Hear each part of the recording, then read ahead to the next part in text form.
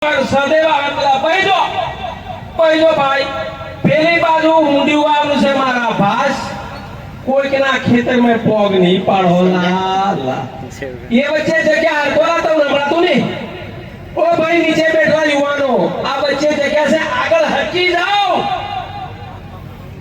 આગળ હકો ભાઈ સ્વયં સેકો તમે ઉમથાની નો લેવો ભાઈ મિત્રો આપણે ગાંધીનગર ની સત્યાગ્રહ સાયમણીમાં કે દિલ્હીના જંતર મંતર ની અંદર આપણે આંદોલન કરવા માટે નથી આવ્યા આપણે આપણી માતૃભૂમિની અંદર આપણે આપણા હક અને અધિકાર માટેનો દિવસ ઉજવવા માટે આવ્યા છે ત્યારે આપણે અહીંયાથી વક્તાઓ જયકારો બોલાવે ત્યારે આપણે બોલવાનું છે કે આપણે આપણા હકના દિવસ માટે આજે એકત્રિત થયા છે નથી કે આપણે જંતર મંતરની આંદોલન કરવા માટે આવ્યા કે પોલીસની લાઠીચાર્જ કે ટીયર ગેસ કે આંસુ ગેસના ગોળા છોડવામાં આવશે આપણે આપણા હકના અધિકારના દિવસ માટે એકત્ર થયા છે માટે જે કોઈ વખતે આપણને જયકારો બોલાવે તો ખુલીને બોલજો जब गरज उठे गगन सारा समुद्र छोड़े अपना किनारा हिल जाए दुनिया सारा जब गींजे जय जोहार का नारा जय जोहार આપણે કોઈ સામાન્ય ક્રાંતિકારીના દીકરાઓ કે દીકરીઓ નથી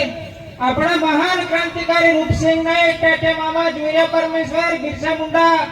જેવા મહાન ક્રાંતિકારીઓએ અંગ્રેજોની સામે તો ગોળા બંદૂક તોપ ગોળાને સામે તીર કામટા ધાર્યા અને ગોફણ ગોળાઓથી એમની સામે લડેલા એમના આપણે વંશજો છીએ જ્યારે અંગ્રેજોને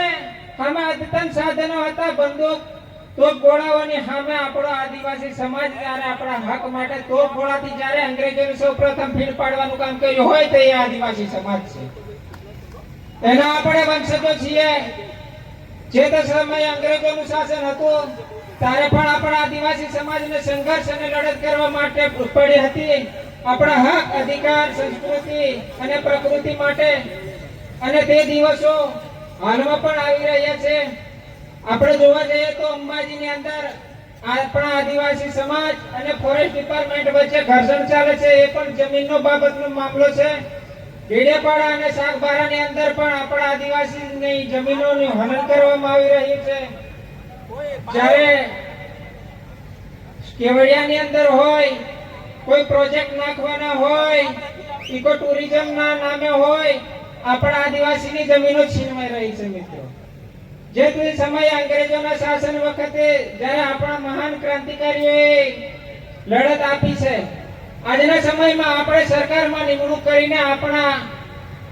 અધિકારીઓને પ્રતિનિધિઓને ચૂંટીને મોકલ્યા છે સંસદની અંદર વિધાનસભાની અંદર કે આપણા સમાજનો અવાજ બને અને આપણા સમાજના હક અધિકાર સંસ્કૃતિ અને પ્રકૃતિનું જ્યારે હનન થશે ત્યારે આપણા સમાજની પડખે ઉભો રહેશે એના માટે આપણે ચૂંટીને પ્રતિનિધિઓને મોકલે છે પણ દુઃખ સાથે આજે કેવું પડે છે કે આપણા સમાજની પર આવી આફતી પડી રહી છે તે સમાજ આજે એકલો લડી રહ્યો છે મિત્રો આપણા સમાજ માટે